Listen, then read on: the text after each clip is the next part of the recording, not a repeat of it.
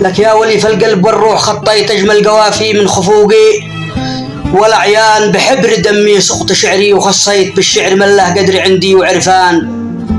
يا عز وأغلى شخص في العمر حبيت، يا حبي الباقي على مر الأزمان، أنت الذي هزيت روحي وخليت قلبي متيم في غرامك والهان، وأنت الذي كفيت ووفيت ومليت عيني بحبك أنت يا غصن فتان.